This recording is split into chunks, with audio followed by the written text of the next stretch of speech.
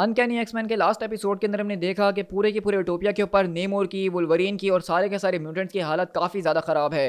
लेकिन साथ में हमने ये भी देखा कि किस तरीके से चाइना टाउन के अंदर वो अजीब व गरीब कलेक्टिव इंसान जो है सारे के सारे लोगों को टॉर्चर कर रहा है, उनसे भत्ता हासिल करने की कोशिश कर रहा है। तो तभी स्कॉट जो है वो अपनी एक्समैन की टीम को ऑर्डर देता है कि उस पूरे के पूरे मामले से जाके निपटा जाए। लेकिन इसी तरह हमने देखा कि यहाँ पे सेबेस्टियन शॉ और एमा फ्रॉस्ट की हमें एक ज़बरदस्त किस्म की एक पुरानी हिस्ट्री जानने को मिली। और उसके बाद फैंटोमैक्स बेसिकली सेबेस्टियन शॉ को एक ऊंचाई से नीचे ज़मीन की तरफ फेंक देता है, ये सोचता हुआ कि वो मर जाएगा। लेकिन उसको ये बात नहीं पता थी कि सेबेस्टियन शॉ की जो पावर है वो काइनेटिक एनर्जी को एब्जॉर्ब करने की है और अब वो पहले से ज़्यादा पावरफुल हो चुका है। तो अब आगे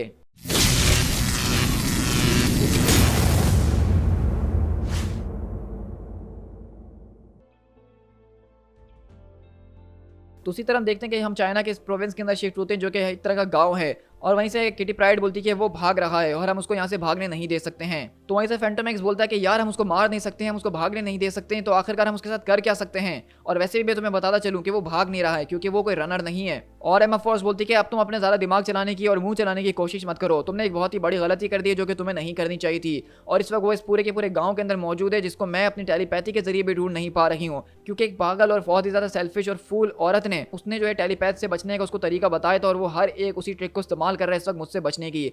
और अफसोस के साथ कि वो कोई और नहीं बल्कि मैं ही थी जिसने उसको ये सारी की सारी ट्रिक्स सिखाई हैं। उसी तरह हम देखते हैं कि यहाँ पे बेसिकली सेबेस्टियन शॉ एक घर के अंदर छुपा हुआ होता है और अगले ही पल हम देखते हैं कि वो अपनी सारी की सारी पावर्स को इस्तेमाल करते हुए एक रॉकेट की तरह उड़ता हुआ सीधा उनके जहाज के ऊपर आके अटैक करता है और कहता है कि मिस फ्रॉस्ट एंड कंपनी, लगता है कि अब मुकाबले का वक्त आ चुका है। और हम देखते हैं कि वो पूरे के पूरे फैंटोमैक्स के जहाज को बर्बाद करना शुरू करता है। तो एमा बोलती है कि पुल अप पुल अप। तो वहीं से फैंटोमैक्स बोलता है कि तुम उसको लॉक डाउन करने की कोशिश करो, उसको पकड़ने की कोशिश करो। लेकिन यहीं पे सेबेस्टियन उनके पूरे के पूरे जहाज को बर्बाद कर देता है जिसकी वजह से वो यहाँ पे क्रैश लैंड करना शुरू करते हैं। और फैंटोमैक्स बोलता है क्या हम इस बात के ऊपर एग्री कर सकते हैं कि मैंने जैसा कि कहा था कि वो भाग नहीं रहा है, कि तुम लोग किस बात को कंफर्म करो प्लीज जल्दी से। तो वहीं से एमा बोलती है क्या तुम यहाँ बैठ के सिर्फ मजाक करते रहोगे या फिर कुछ काम का भी कुछ करने की कोशिश करोगे, यू हेटफुल लिटिल मैन। तो फैंटोमैक्स बोलता है कि देखो इसके अंदर मेरी कोई गलती नहीं है और वैसे भी मुझे इस वक्त ऐसा महसूस हो रहा है जैसे मेरे पूरे के पूरे नर्वस सिस्टम के अंदर वो मुझे पंच करने की कोशिश कर रहा है, तो क्या मैं जोक्स मार के अपने आप का दिल हल्का नहीं कर सकता हूँ। और अगले बार हम देखते हैं कि वो पूरे के पूरे जहाज के साथ वहाँ पे क्रैश लैंड करते हैं। इसी तरह हम यहाँ से चाइना टाउन के अंदर शिफ्ट होते हैं जहाँ पे कलेक्टिव से ये सारे के सारे एक्समैन मुकाबला कर रहे होते हैं और अगले पल वो अपने आप को 5 लोगों के अंदर बांट लेता है ताकि इन 5 एक्समैन से मुकाबला कर सके। और हम देखते हैं कि वहाँ पे एक एक एक्समैन जो इसकी एक एक पर्सनैलिटी से वहाँ पे मुकाबला कर रहा होता है, लेकिन ये भी जो है काफ़ी ज़्यादा ज़बरदस्त और ख़तरनाक तरीके से इनको चुनौती दे रहा होता है। और अगले पल वो नॉर्थ स्टार को एक पंच मार के दूर फेंकता है और कहता है कि अगला कौन है। और हम देखते हैं कि यहाँ पे बेसिकली वो जो नई वाली एक्समैन है वो यहाँ पहुँचती है और वो लोग कहते हैं अगले हम हैं। तो वहीं से कलेक्टिव बोलता है क्या सच में तुम्हें लगता है कि तुम लोग अगले हो। और अगले पल हम देखते हैं कि वो अपने आप के 5 रूप बनाता है और अपने 5 रूप के जरिए ज़बरदस्त तरीके से उन 5 को एक एक केक के अंदर ही ठंडा कर देता है और कहता है कि तुम लोगों का काम तो बस तमाम हो चुका है। और हम देखते हैं कि बेसिकली यहाँ पे पिक्सी आती है और कहती है अरे यार ये तो नूब्स निकले। और क्योंकि हम देखते हैं कि बेसिकली ये यहाँ पे जो नए एक्समैन थे वो सिर्फ एक एक लात के अंदर ही ठंडे हो चुके हैं। उसी तरह हम देखते हैं कि पिक्सी और यहाँ पे डेजलर को वो लोग 5 तरफ से घेर लेते हैं। लेकिन हम देखते हैं कि डेजलर यहाँ पे अपनी ज़बरदस्त तरह की पावर्स को इस्तेमाल करते हुए ज़बरदस्त तरह की रोशनी को प्रोड्यूस करती है ताकि उनका ध्यान भटका सके। और अगली बार हम देखते हैं कि मेगन यहाँ पे अपना एक पोर्टल खोलती है जिसके जरिए वो उन सारे के सारे लोगों को पोर्टल से गिराने की कोशिश करती है और ऊपर आसमान में जाके पोर्टल से छोड़ देती है। लेकिन हम देखते हैं कि अगले पल वो अपने 5 के 5 रूप को एक के अंदर लाता है ताकि अपने आप को वो संभाल सके। लेकिन इतनी देर में हम देखते हैं कि वहाँ पे एंजल उड़ता हुआ आता है और ज़बरदस्त तरीके से उसको पंच मारता है और कहता है कि तुम्हारा बहुत शुक्रिया, लेकिन अब तुम्हारा वक्त आ चुका है नीचे गिरने का। और वैसे स्टॉर्म बोलती है कि तुम लोगों को इस बारे में परवाह हो रही थी कि तुम्हारी टीम के अंदर एक बिग गन नहीं है, लेकिन देखो जरा एक टीम को टीम तभी बनाया जाता है जब उसके अंदर टीम वर्क किया जाए। तुम लोगों ने मिलकर आज बहुत ही बढ़िया काम करा। और इसी तरह हम देखते हैं कि यहाँ पे सारे के सारे एक्समैन बहुत ज़्यादा शानदार तरीके से इनका काम कर चुके होते हैं और वो पता लगाने की कोशिश कर रहे होते हैं कि आखिरकार ये दूसरे एक्समैन कौन है। तो हम देखते हैं कि अभी के लिए उनको जैसा कि कुछ भी नहीं पता है तो वो इस आदमी को यहाँ के अथॉरिटीज़ के हाथों सौंप देते हैं और इन एक्समैन को यूटोपिया पे ले जाने का फैसला करते हैं। इसी तरह हम दोबारा से एक्सप्रेस कॉन्फ्रेंस के अंदर शिफ्ट होते हैं जहाँ पे हम देखते हैं कि केटी बेसिकली यहाँ पे आके लोगों को बताने की कोशिश कर रही होती है कि किस तरीके से एक्समैन क्वारंटीन में होने के बावजूद भी जो एक्समैन यहाँ पे सैन फ्रांसिस्को के अंदर मौजूद हैं वो चाइना टाउन को प्रोटेक्ट करने की कोशिश कर रहे हैं एक आदमी से जिसका नाम द कलेक्टिव मैन था। और इस वक्त वो सैन फ्रांसिस्को पुलिस की कस्टडी के अंदर है। Even though majority of X Men जो हैं वो यूटोपिया के ऊपर कैद हुए हुए हैं, उनको क्वारंटाइन किया गया है, लेकिन फिर भी वो यहाँ पे इंसानों को प्रोटेक्ट करने की कोशिश कर रहे हैं। लेकिन वहीं से एक आदमी बोलता है कि नहीं ये सब बकवास है।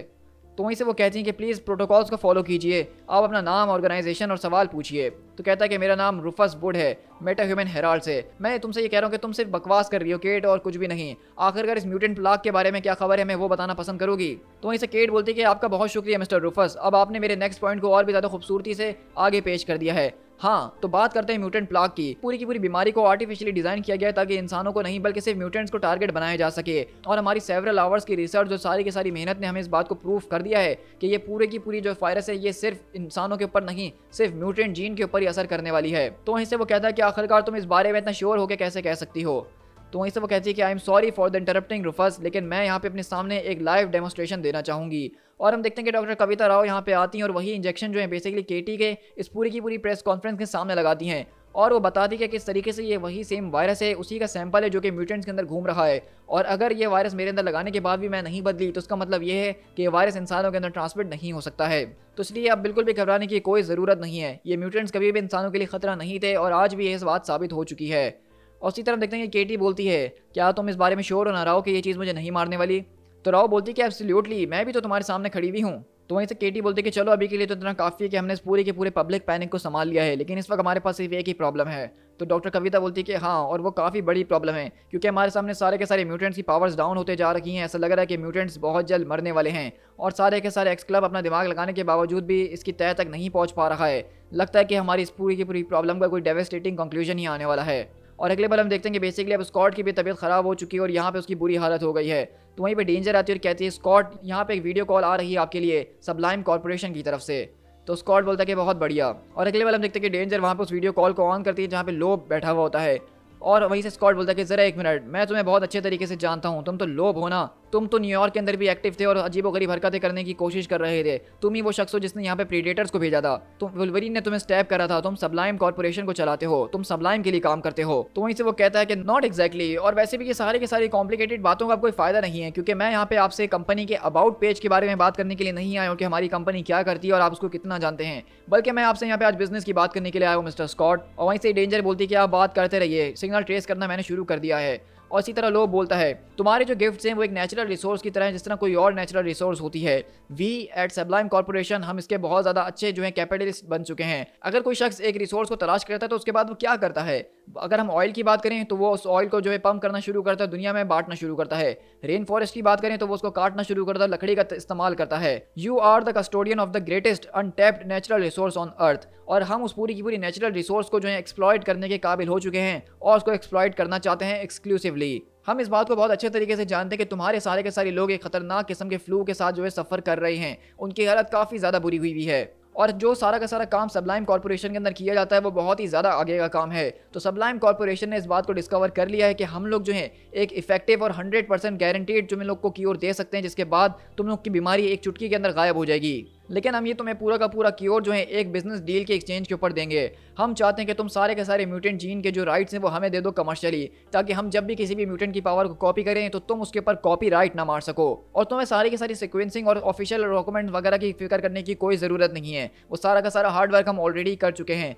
बस तुम्हें जो है हमारे लीगल पेपर्स के ऊपर आके सिग्नेचर करने की ज़रूरत है और उसके बदले में तुम्हारे सारे के सारे राइट्स हमारे पास आ जाएंगे और हम तुम्हें वो क्योर दे देंगे। तो अब आपको ये पूरी की पूरी कहानी समझ में आ रही होगी कि बेसिकली ये जो पूरा का पूरा वायरस है किसी और ने नहीं बल्कि सबलाइम कॉर्पोरेशन ने ही बनाया है ताकि वो म्यूटेंट्स को उनके घुटनों पे ले आएं और उनसे ये डील कर सकें। क्योंकि अगर वो लोग इसी तरह से साइक्लॉप की या फिर एंजल की या किसी और की पावर्स को कॉपी करते रहेंगे तो ये लोग एक्समैन, क्योंकि अब एक नेशन बन चुकी है, तो वो उसके ऊपर कॉपीराइट मार सकते हैं, उनके ऊपर केस कर सकते हैं। तो इसलिए वो उनसे कॉपीराइट खरीदने के बहाने उनको ये पूरा का पूरा क्योर देना चाहता है और उसी वायरस का क्योर की बात कर रहे हैं जो वायरस उन्होंने खुद ही बना के इनके अंदर भेजा है। तो वहीं से स्कॉट बोलता है कि तुम एक ऐसी लड़ाई करने की कोशिश कर रहे हो जिसमें तुम्हें बहुत ज़्यादा अफसोस होगा। तो वहीं से सबलाइम बोलता है कि हमने इस पूरे के पूरे प्लाग को नहीं बनाया। तो स्कॉट बोलता है कि तुमने ही बनाया है। तो कहता है कि तुम कभी इस बात को प्रूव नहीं कर पाओगे और इस बात से कोई फर्क भी नहीं पड़ता है, तुम्हारे पास एक अपॉर्चुनिटी है, इसके बारे में ज़रा सोच के देखो स्कॉट। इतनी ज़्यादा ट्रेजेडीज तुम्हारे लोगों के साथ पहले ही हो चुकी हैं, पहले ही तुम अपने लोगों को खो चुके हो और अब इस डिसीज़ की वजह से बहुत ज़्यादा लोग मरने वाले हैं। तुम लोग काफ़ी ज़्यादा स्पेशल हो, तुम इस बात को जानते हो ना। देखो हम तुमसे बिल्कुल भी नफरत नहीं करते हैं स्कॉट, बल्कि हम तो तुमसे प्यार करते हैं। हम तो तुमसे इतना प्यार करते हैं कि हम तो तुम्हारे जैसा बनना चाहते हैं, हम तुम्हारी तरह इस पूरे के पूरे गिफ्ट को दुनिया के साथ बांटना चाहते हैं। तो हम तुमसे उतना ही प्यार करते हैं जितना हम मालदीव से या साउथ ऑफ फ्रांस से करते हैं या फिर थाईलैंड की दुकानों से करते हैं। तुम तो हमारी फेवरेट हॉलीडे डेस्टिनेशन हो और हम तुम्हें विजिट करने के लिए बेसब्री से इंतजार कर रहे हैं। चलो जब तुम अपना माइंड बना लो तो मुझे दोबारा कॉल करना। और इसी तरह स्कॉट अपना सर पकड़ के बैठ जाता है और कहता है, मुझे बहुत ज़्यादा नफरत है जब बैड गाइस मुझे स्कॉट के नाम से बुलाते हैं। मेरा दिल करता है कि मैं फ़ौरन से जाके शावर ले लूँ। तो बताओ क्या इनको ट्रेस करने में हमारा कोई लक साबित हुई कि नहीं हुई। तो वहीं से डेंजर बोलती है कि नहीं, इनका सिग्नल जो है वो बहुत ही ज़्यादा अजीब और गरीब और स्टैटिक तरह से चल रहा था, जिसको मैं बिल्कुल भी ट्रेस नहीं कर पाई हूँ। और वहीं से स्कॉट बोलता है कि हमें उनको तलाश करने की ज़रूरत है, जो उन एक्समैन डुप्लीकेट्स को हम पकड़ के लेकर आए हैं, क्या उनसे कुछ पता चला है, क्या उनके दिमाग से कोई इन्फॉर्मेशन निकली है। तो वहीं से डेंजर बोलती है कि नहीं, उनके दिमाग के अंदर किसी तरह की टेक्नोलॉजी को इम्प्लांट किया गया है, जिसके जरिए हम किसी भी अपने मेथड को इस्तेमाल नहीं कर पा रहे हैं। और जब उनको कोई भी धमकाने की कोशिश करता है तो वो सिंपली उस आदमी से अपना ऑटोग्राफ मांगते हैं, तो इसलिए हमारी कोई भी चाल उनके ऊपर काम नहीं आ रही है। तो वहीं से स्कॉट अपना सर पकड़ लेता है और बोलता है कि ये वही लोग हैं जिन्होंने अपनी सारी की सारी पावर को लोभ से हासिल किया है, और उनकी नज़र में उनको कुछ नहीं पता कि ये सारी की सारी चीज़ें क्या सेंस बनाती हैं, और वो लोग सिर्फ कुछ बच्चे हैं जो कि फ़ैन बॉयज़ और फ़ैन गर्ल्स हैं। तो आखिरकार हम उनको डराएं तो किस चीज़ से डराएं। और उसी तरह हम देखते हैं कि वो लोग द ब्रिक के अंदर बैठे हुए होते हैं, उनको कैद करके रखा गया है और वो लोग आपस में यहाँ पे मस्ती मजाक कर रहे हैं। और वहीं से वो कहती है, ओ माय गॉड, ये कितना ज़्यादा कूल है ना, हम लोग ब्रिक के अंदर मौजूद है, उटोपिया के अंदर, हम लोग एक्समैन के विलन्स बन चुके हैं, मैं तो नहीं मैग्नीटो बनना चाहती हूँ। तो वहीं से वो बोलता है कि तुम तो एक नई टॉड भी बनने के काबिल नहीं हो। लेकिन अगले पल हम देखते हैं कि वहाँ पे दरवाजे पे ऐसे आवाज़ आती है, मुझे तुम लोगों से उस लोभ वाले आदमी के बारे में बात करनी है, ब्लड पॉइजनिंग, हेलोसिनेशंस, क्या मैं अपने पंजों को भी बाहर निकालने के काबिल नहीं हूँ, बस अब बहुत हो चुका है, अब इसको ख़त्म करने का वक्त आ चुका है। लेकिन इस बात को याद रखना कि मैं जहाँ कहीं भी जाता हूँ, जो कुछ भी मुझे चाहिए होता है, मैं उसको बाहर निकलवा के ही रहता हूँ। और अगले पल हम देखते हैं कि बेसिकली वुल्वरीन, जिसकी हालत यहाँ पे काफ़ी ज़्यादा ख़राब हो चुकी है, वो यहाँ पे 2 बड़ी बड़ी छुरियों को लेकर पहुँच चुका होता है। और उसी तरह हम देखते हैं कि यहाँ पे बेसिकली फैंटोमैक्स का पूरा जहाज क्रैश लैंड कर चुका है। किटी प्राइड दूर जाके गिरी हुई है, फैंटोमैक्स बेहोश है और एमा फ्रॉस्ट उठती है अपनी डायमंड फॉर्म के अंदर। और अगले पल फैंटोमैक्स भी वहाँ से उठता है और कहता है, मेरे ख्याल से अब हमें जो है यहाँ पे संभलने की ज़रूरत है और हंसी मजाक बहुत हो चुका है, हमें सारी की सारी चीज़ों को फ़ौरन से ठीक करना होगा और पता लगाना होगा कि आखिरकार वो है कहाँ। और अगले पल हम देखते हैं कि सेबेस्टियन बेसिकली उनके पीछे से आता है और फैंटोमैक्स को एक ज़बरदस्त किस्म का पंच मार के यहाँ से दूर फेंकता है और कहता है, एमा गुड टू सी यू, लेकिन अब तुम दोबारा से अपनी डायमंड फॉर्म के अंदर मत आना। और अगले बार हम देखते हैं कि सेबेस्टियन यहाँ पे आता है और जोरदार उसको अपने साथ घसीटता हुआ लेके जाता है, उसका मुंह पकड़ते हुए बोलता है, अगर तुम इसी तरह डायमंड फॉर्म के अंदर अपनी रहोगी तो कभी टेलीपैथी इस्तेमाल नहीं कर पाओगी, तो मुझे हराने के बारे में तुम्हारा क्या प्लान है, तुम अपनी टेलीपैथी के बगैर मुझे ज्यादा पसंद हो, बिल्कुल इसी तरह रहना अपनी डायमंड फॉर्म के अंदर जब तक तुम्हारा दिल चाहे, क्योंकि जब तुम बदलती हो तो तब तुम मुझे बिल्कुल भी पसंद नहीं आती हो। और उसी तरह हम देखते हैं कि वहाँ पे सेबेस्टियन बेसिकली अपने पूरे के पूरे पंच को तैयार करता है एमा फ्रॉस्ट को मारने के लिए। To be continued.